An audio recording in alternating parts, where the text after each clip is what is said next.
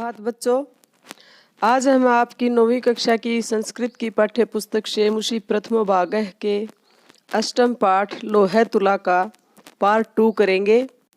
Part 1 हम पहले कर चुके हैं। आज हम पार्ट 2 का अनुवाद करेंगे, तो आप लोग ध्यान से सुनिए। पृष्ठश्च तेन वणिजा, उस बनिए के द्वारा पूछा गया, भो अभ्यागत, हे अभ्यागत अर्थात हे अतिथि, कथ्यताम कुत्र में शिशुः यह त्वया सह नदी गतः।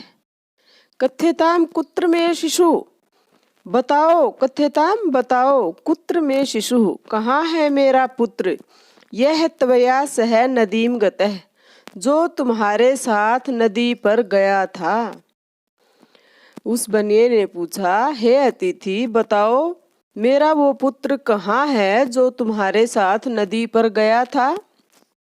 स आ है, वह बोला, नदी तटात् स शेनेन हृतः, नदी के तट से उसे बाज ने हर लिया, बाज ने उठा लिया।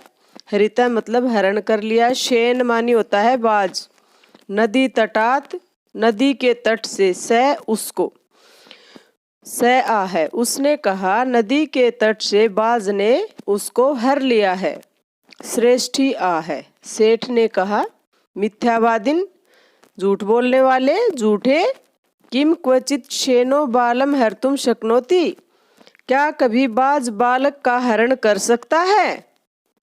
तत्समर्पय में सुतम, तो मुझे मेरा पुत्र समर्पित कर दो। सुत मीन्स पुत्र, समर्पय दे दो, समर्पित कर दो। मैं मेरा, तत् तो मुझे मेरा पुत्र समर्पित कर दो, अन्यथा राजकुले निवेदयिष्यामि, नहीं तो राजकुल में बता दूंगा, नहीं तो राजकुल में बता दूंगा। स आ है, वह बोला, भो सत्यवादिन, हे सत्यवादी, यथा शेनो बालम न नयति, जैसे बाज बालक को नहीं ले जा सकता, तथा मूषकाः अपि लोह घटिताम तुलाम न भक्षयन्ति, तथा वैसे, यथा का मतलब जैसे, तथा का मतलब वैसे, यानी कि जैसे बाज बालक को नहीं ले जा सकता, तथा मूषकाः अपि वैसे ही चूहे भी लोह घटिताम तुलाम न भक्षयन्ति, लोहे से बनी हुई तराजू को नहीं खा सकते। जिस प्रकार से बाज बालक को नहीं ले जा सकता, उसी प्रकार से चूहे भी लोहे से बनी हुई तुला को नहीं खा सकते। तत् अर्पय में तुलाम, तो मुझे मेरी तुला दे दो, मुझे मेरी तराजू दे दो। यदि दारकेण प्रयोजनम, यदि पुत्र, दारक मतलब भी पुत्र होता है, सुत मतलब भी पुत्र होता है। यदि पुत्र से कुछ प्रयोजन रखते हो या पुत्र को चाहते हो तो तुम मेरी तराजू दे दो। एवं विवदमानौ तौ द्वावपि राजकुलम गतौ, इस प्रकार से विवाद करते हुए, झगड़ा करते हुए वे दोनों ही राजकुल में चले गए। तत्र श्रेष्ठी तार स्वरेण प्रोवाच, वहां सेठ तार स्वरेण, तार ऊंची आवाज में, ऊंचे स्वर में बोला।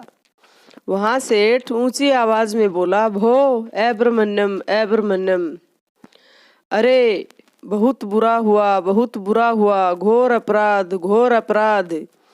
मम शिशु अनेन चोरेण अपहरित, मेरे शिशु को इस चोर के द्वारा अपहरित कर लिया गया है, मेरे शिशु का इस चोर के द्वारा अपहरण कर लिया गया है। अथ धर्माधिकारिणः तम ऊचुः, इसके बाद धर्माधिकारियों ने उनको कहा, भो समर्प्यताम श्रेष्ठी सुते, हे अरे सेठ के पुत्र को समर्पित कर दो, सेठ का पुत्र उसको दे दो। अथ धर्माधिकारिणः तम ऊचुः, इसके बाद धर्माधिकारियों ने उसको कहा, अरे सेठ का पुत्र उसको दे दो। फिर वह क्या कहता है, स आ है, किम करोमि, क्या करूं, पश्यतो में नदी तटात् शेनेन अपहृतः, मेरे देखते देखते नदी तट से बाज के द्वारा अपहरण कर लिया गया। शिशु, शिशु का, वह बोला, क्या करूं, मेरे देखते देखते नदी तट से बाज के द्वारा शिशु का अपहरण कर लिया गया। नदी तटात शेनेन अर्थात नदी के तट से बाज के द्वारा, पश्यतो में मेरे देखते देखते अपहरित शिशु का अपहरण कर लिया गया। वह बोला, क्या करूं, मेरे देखते देखते नदी के तट से शिशु का अपहरण कर लिया गया। तच्छ्रुत्वा ते प्रोचुः वह सुनकर वे बोले, भो अरे न सत्यम अभिहितम भवता, तुम्हारे द्वारा सच नहीं बोला जा रहा है, तुम सच नहीं बोल रहे हो। किम शेनः शिशुम हर्तुम समर्थः भवति, क्या बाज शिशु को हरने में समर्थ होता है। अरे तुम सच नहीं बोल रहे हो, तुम्हारे द्वारा सच नहीं बोला जा रहा है। क्या कभी बाज के द्वारा शिशु का हरण किया जा सकता है, अर्थात क्या कभी बाज शिशु को हर सकने में समर्थ हो सकता है, अर्थात नहीं हो सकता। स आ है। वह बोला, भो अरे अरे श्रूयताम मद बचय, मेरे वचन भी सुनो, मेरी बात भी सुनो। वह बोला, अरे अरे मेरी बात भी सुनो। तुलाम लोह सहस्रस्य यत्र खादन्ति मूषकाः, लोहे से बनी हुई तराजू को यदि चूहे खा जाते हैं, तत्र हरेत शेनो बालकम, हे राजन, वहाँ पर बालक को बाज भी हर सकता है, उठा सकता है। न अत्र संशय है, यहाँ पर कोई शक नहीं है, यहाँ पर कोई शक वाली बात नहीं है। क्या कहा उसने कि अरे मेरी बात भी सुनो, जहाँ पर लोहे की बनी हुई तराजू को चूहे खा जाते हैं, हे राजन, वहाँ पर बच्चे को भी बाज उठा सकता है। न अत्र संशय, यहाँ पर कोई शक वाली बात नहीं है। ते प्रोचु हुए बोले, कथम एतत्, ऐसे कैसे, ये कैसे। ततः स श्रेष्ठी सभ्यानाम अग्रे आदित्य सर्ववृत्तांतम निवादयामास।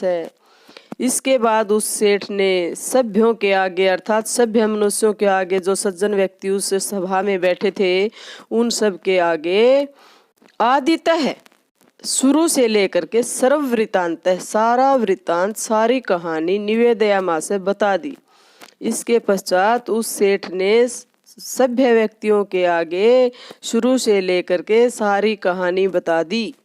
ततः तई विहस्य, तब वे सब हंस करके, द्वावपि तौ परस्परम संबोध्य, उन दोनों को ही आपस में समझा बुझा करके, तुला शिशु प्रदानेन, तुला और शिशु दे करके, संतोषितौ, संतुष्ट कर दिया। इसके बाद उस सेठ ने सभ्य व्यक्तियों के आगे शुरू से लेकर के अंत तक का सारा वृत्तांत बता दिया, सारी कहानी बता दी।